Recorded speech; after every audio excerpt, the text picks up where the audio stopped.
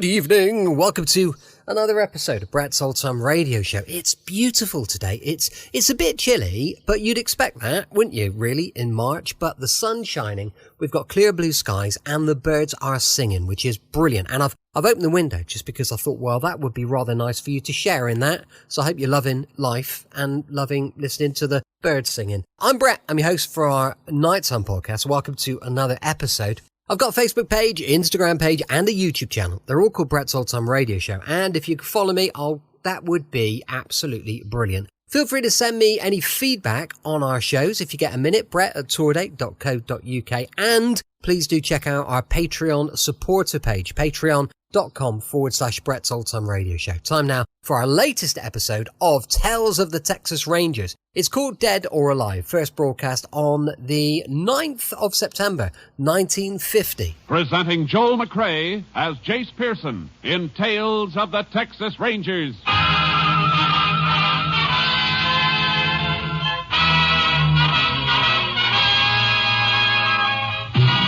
Tales of the Texas Rangers, authentic stories from their official files.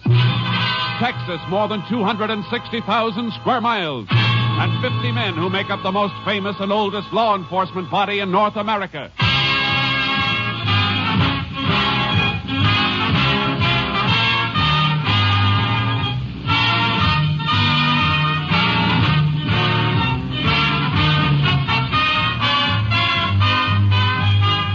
Now, from the files of the Texas Rangers come these stories based on fact. Only names, dates, and places are fictitious for obvious reasons. The events themselves are a matter of record.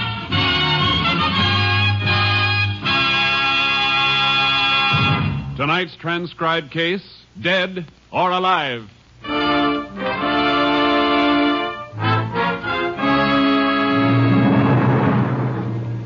At exactly 9:13 a.m. on Wednesday, April 16th, 1947, the French freighter Grand Camp, carrying a highly explosive cargo of ammonium nitrate fertilizer, blew up in the harbor at Texas City, Texas.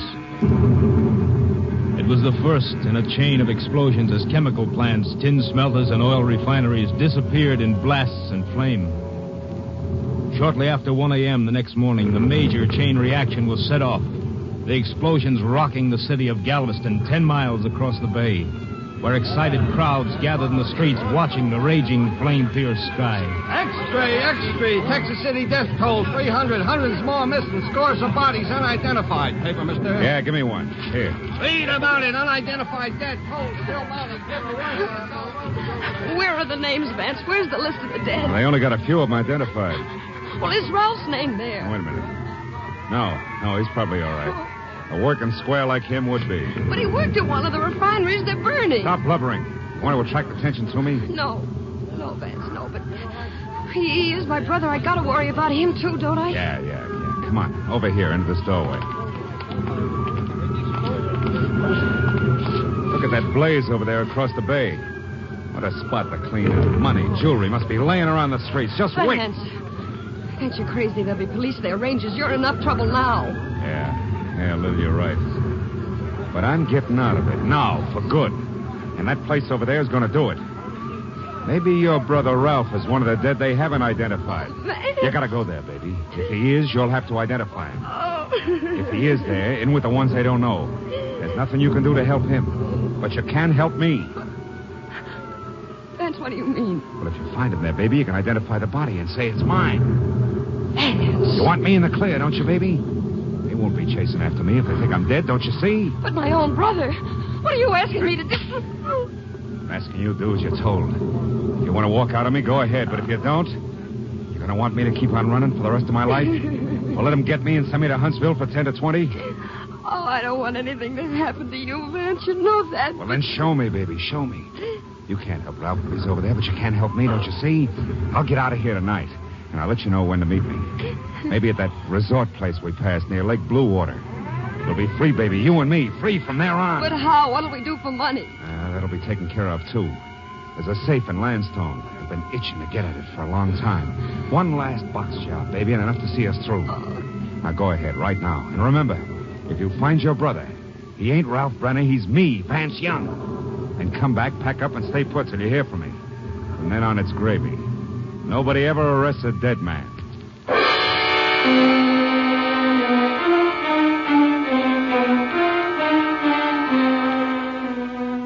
By Friday morning, April 18th, more than 200 bodies, many still unidentified, were laid out in the Texas City High School gymnasium. Texas Rangers, including Ranger Jace Pearson, were on hand to help distraught relatives make identification. I can't believe it. You're sure your husband isn't at any of the other places where bodies are being held? No, Ranger. He may be all right. Lots of men have been so busy helping others, he may be one of those. Oh, if only he isn't here. Let's hope he isn't. The embalmers are still working on more bodies over at McGar's garage. It's the only place handy. Keep your hopes up, but don't hope too much for a while. Well, I'll be all right. Might as well start looking through this next row now. They're pretty bad cases.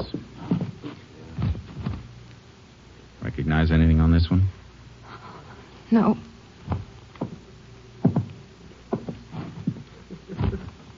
This? No.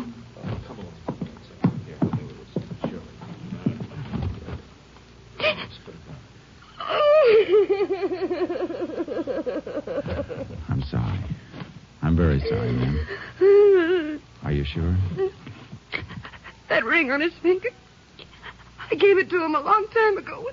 Yeah, I know. It isn't easy, but try and get a grip. I'm all right, Ranger. You better give me the name for the tag. His name is... Vance. My husband, Vance Young.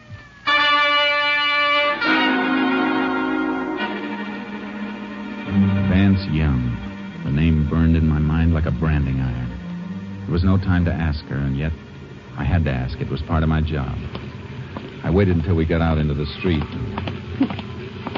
There's some information I have to get from you, Mrs. Young, about your husband. All right. Did he have a criminal record? Yes. Did you know we were looking for him? For a string of safecraft? How does that matter now? He's dead, isn't he? Yes, I'm sorry, Mrs. Young. You'll find some men at the desks in that building across the way. They'll help you with funeral arrangements. All right. Thank you very much. Vance Young. Jace! Hey, Jace! Huh? Oh, hello, Kurtz. Captain Simpson wants us. Where is he? The mobile unit? Let's go. I'll be glad when this assignment is over. I hope we never see another one like it. Yeah, I've helped with 5 identifications today. You stand there with somebody and see their life fall apart because of a freak accident. Woman who just left you, she find somebody? Yeah, her husband. Kurtz, it was Vance Young. Vance Young? The knob knocker? Yeah. Looks like the explosion ended his case for our files. Don't you think we better check the body for prints and marks? No, he got it too badly. She identified him by a ring. Unidentified bodies give a knob knocker like Young a big chance to disappear. I thought of that, too. Except for one thing.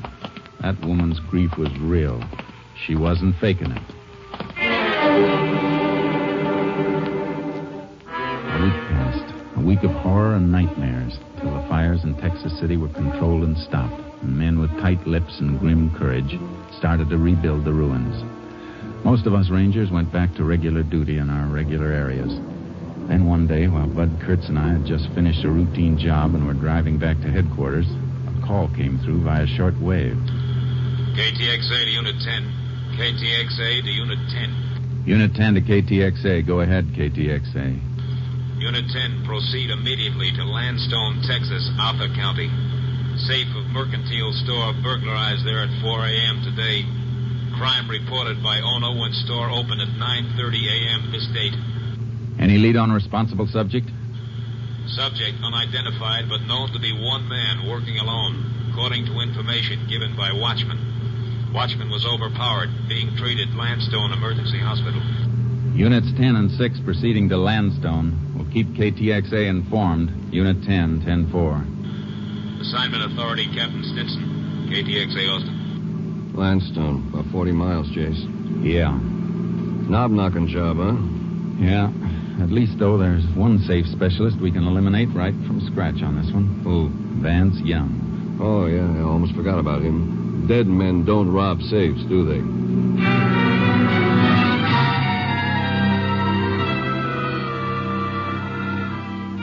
We reached the Landstone Mercantile Store at 11:15, and Sheriff Joe Pastroni showed us through.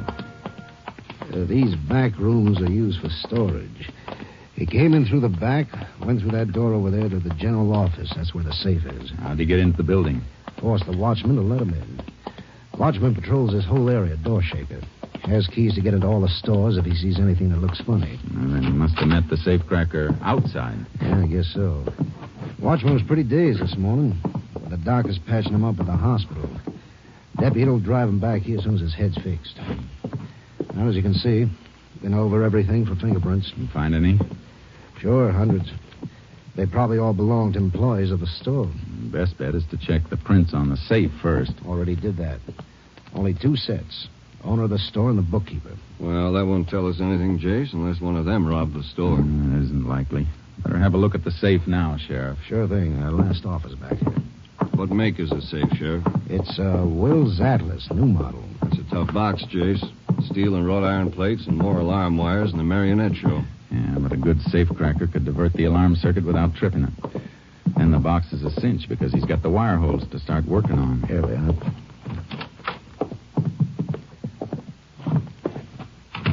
You figured it, Jace. Backplate blown clean out. Yeah, and didn't even have to drill. Small nitro charges in the wire holes, and it was as good as having the combination. Here's where he jumped the alarm circuit. Neat hookup, all right. You take the pictures of all this, Sheriff? Yeah, I can pick up a set in my office if you like. Thanks. Oh, Winky. Howdy, Sheriff. Rangers. I've been waiting for you.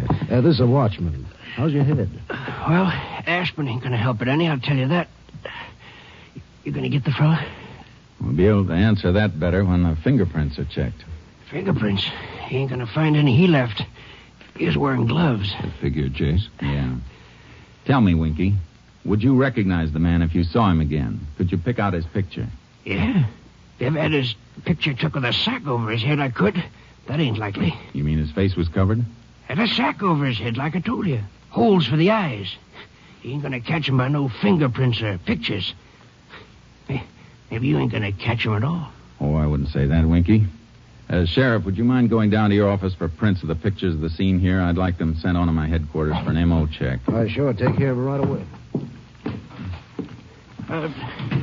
What kind of check is an MO check, Ranger? It means modus operandi, Winky. All criminals have definite methods and habits. They're repeated on each job they do. Forms a pattern. Well, there's sure a pattern here, all right, Jace. Method of entry, where that circuit was jumped, sack mask, nitro charge in the wire holes. Yeah, and it fits 3 men. 3 safecrackers we've followed before. Yeah, there's Bert Larkin. He's still doing time in Folsom for a job he pulled on the coast. Yeah, and the other 2 are Jack Fontaine and Vance Young. Yeah, but Young is dead. That leaves us Fontaine. You mean you know who did it without nothing to tell you? There's plenty to tell us. The modus operandi can be almost as good as a fingerprint or a signature. I'll be winged. Maybe that fella's going to pay off for slugging me after all. And for hurting my arm when he grabbed me in the alley there. How'd he grab you? Show me. Go ahead, show me. On you? Well, let's see. He whipped my arm up behind me like this. Then he jabbed a thumb up behind my ear like this. Sure hurts, don't it? Sure does. Well, you can let go now. Judo. Still fits Fontaine, Jace. Yeah. Or Vance Young. He used it, too, on other jobs. When did he slug you? After he made me open up the back door and let him in. You mean he sneaked up on you before you could draw your gun? Sneaked nothing. That's why I didn't get onto him at first. Heard him come walking through the alley toward me like he's taking a shortcut. You heard him? Yeah, it was dark, so I didn't see the mask until I lit a match. He asked for a light, see? Then he grabbed me. And he got me inside here and beat on me and kicked me. Jace, that doesn't sound like Fontaine. It wasn't Fontaine. He always sneaked a watchman from behind, and they never heard him. He always wore sneakers. Well, then who? Vance Young. That match trick is Vance Young's. But Young is dead. Maybe yes, maybe no. But I know one thing. I'm going to find out.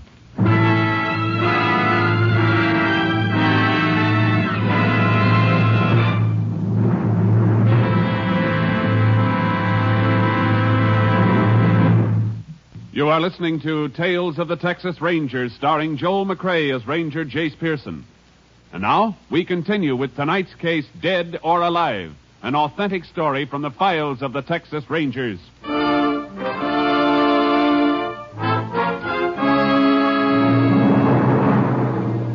I headed for Texas City and Galveston. Kurtz and I had no way to move until we knew for certain whether Vance Young was dead or alive.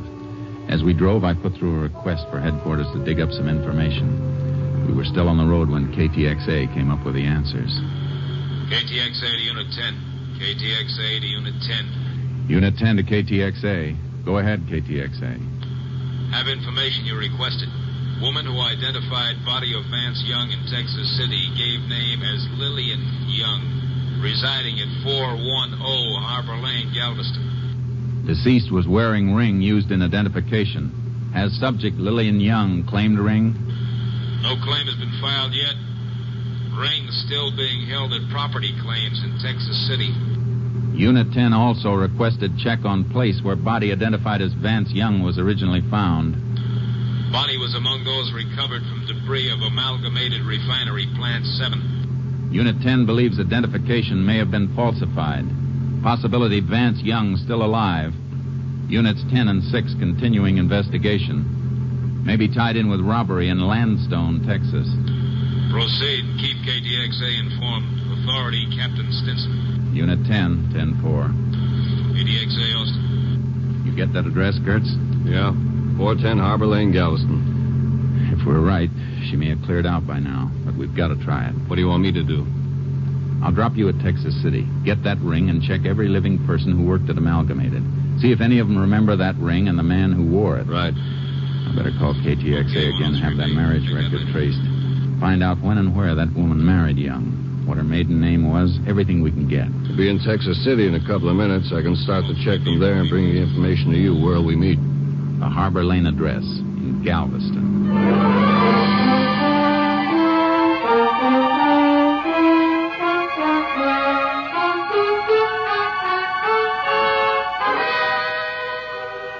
I found the rooming house Lillian and Vance Young had lived in, but I was too late. Lillian Young had checked out the day before. The landlord showed me the room. They lived here 5-6 months, all told. You get to know the husband very well? I'll tell you the truth, Ranger. I hardly ever saw him. Only time he ever left the place was at night. His wife said his eyes got hurt in the war or something. The sunlight bothered him. When did you see him last? When they moved out? No, he wasn't with her then. Last I saw him was, he went out about a week ago. Night of the big blast over at Texas City. Cracked the wall plaster here. Are you sure you didn't see him after that? Oh, I'm positive. I don't think he ever did come back. Didn't even hear no talking from the room. Just her. Crying an awful lot. I see.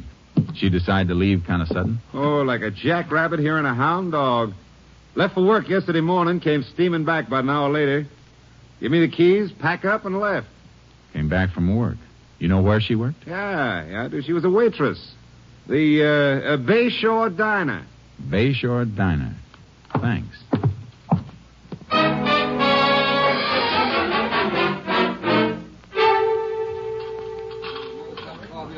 So she up and quit on me just like that yesterday morning. Right smack in the middle of the breakfast rush, too. Because the postman come in and give her a special delivered letter. Who was it from? Who was it from? With 20 orders of ham and in the fire, I got time to read a mail?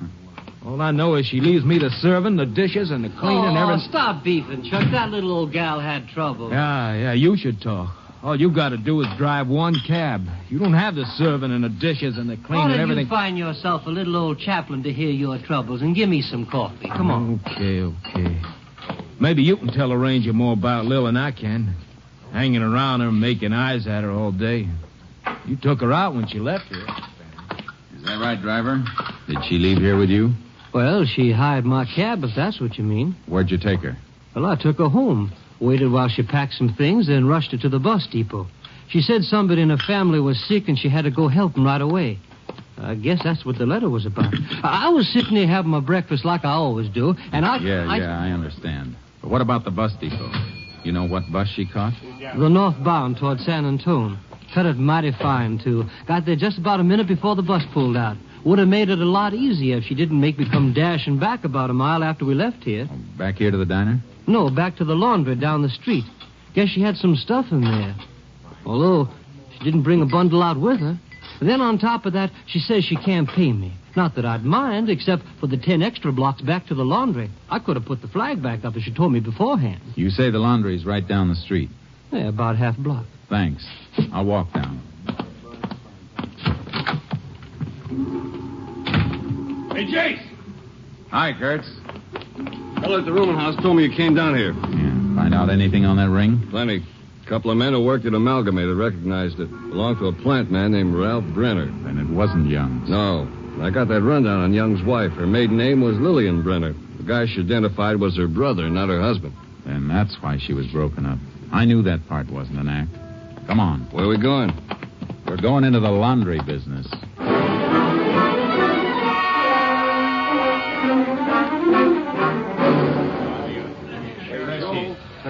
Yeah, she was real upset because the things wasn't ready, but you know how it was, Ranger. We was almost 10 days behind because of Texas City. They was even using our delivery trucks for emergency over there. Some of our men left the job to help out. Yeah, sure, but what did she leave here? Waitress uniforms? Oh, lands, no. Diner up there has a regular uniform service. All she ever left here was men's shirts. Probably Vance's shirts, Jace. Yeah. Real good shirts, too, Ranger. Kind you don't have to starch at all. And real fancy colors, too. Dude wouldn't want to be found dead in some of them. Did she say she'd be back to pick them up? Oh, no. She asked me to send them to her, COD. Said she needed the money she had on her for traveling. Shirts like that, you'd think her and her man was living off the top of the hog, but... Sure, but did she give you an address? Oh, yeah, I got it right here in this book. Right here. She wrote it down herself. General Delivery, Lake Bluewater. The shirts are ready now. I'm going to mail them out tonight when I leave. We'll save you the trouble. Wrap them up, and we'll deliver them for you.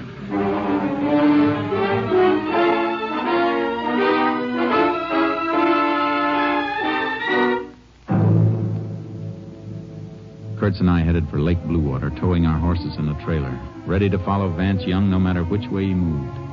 It was dark as we drove into the town. The clock on the courthouse was just striking 9. Not many people on the streets, Jace. Looks like everything's closed up for the night except for the movie and the drugstore. Better find a place and turn in. I think we ought to drive out of town and camp someplace off the lakeshore. Walk the horses out for a while. I thought we were going to plant that laundry bundle at the post office in the morning. Watch for a pickup. We are. Well, why not pasture the horses at the edge of town? Find accommodations right here. If we stay in town overnight, it may start some talk. Talk drifts. We don't want to tip our hands. I guess you're right. Well, let's get out to the lake and find a campsite. Funny thing about Young's wife remembering his shirts. Guess it's force of habit for a woman. Strong thing, Habit. His safe-cracking habits told us he was still alive. And now maybe her habits are going to make him wish he was dead again.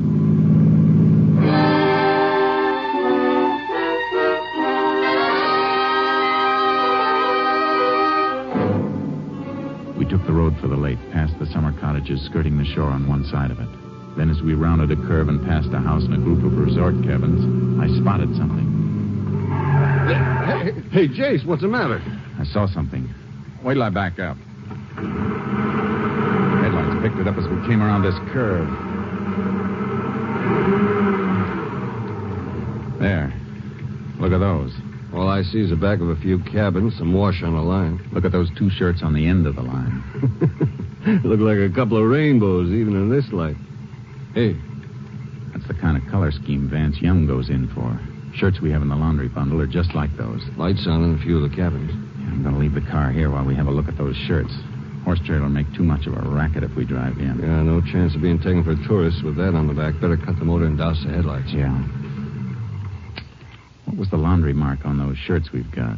410 mark. That was the number of their house in Galveston. Come on. Let's see if we can find it on that line. And close the car doors easy. Right.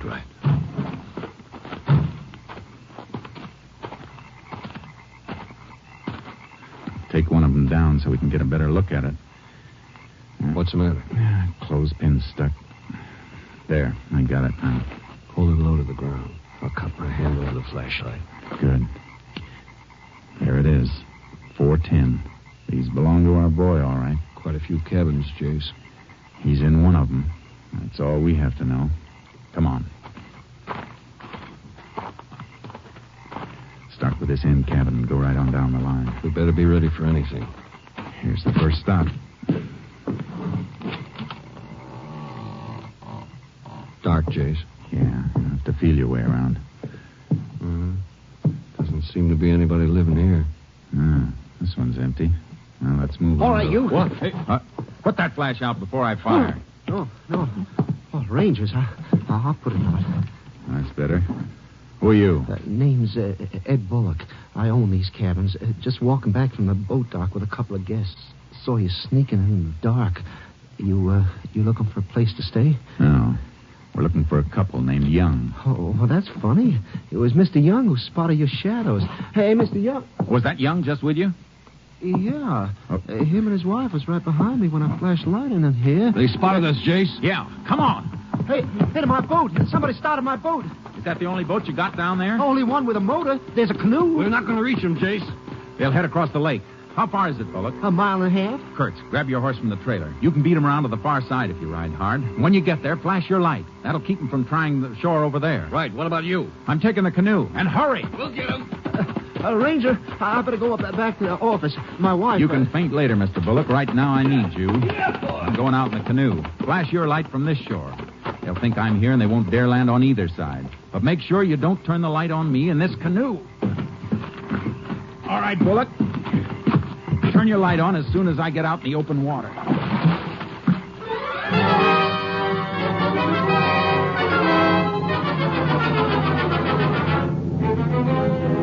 I paddled the canoe toward the center of the lake.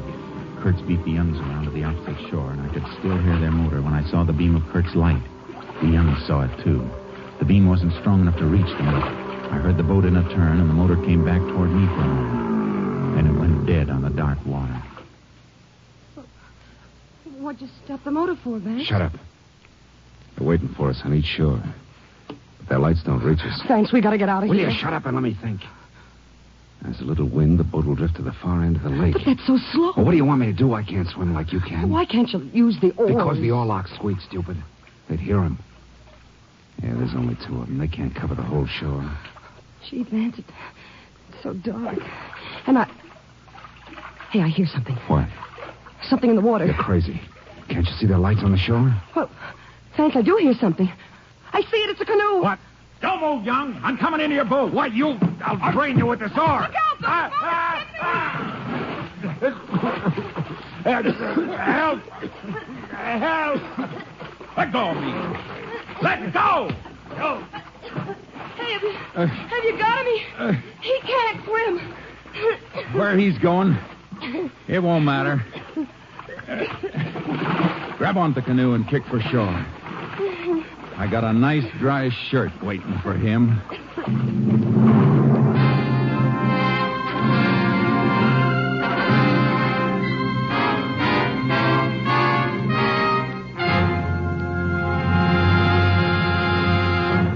Convicted of robbing a safe in the mercantile store, Vance Young, on the basis of his previous record, was sentenced to life imprisonment at Huntsville.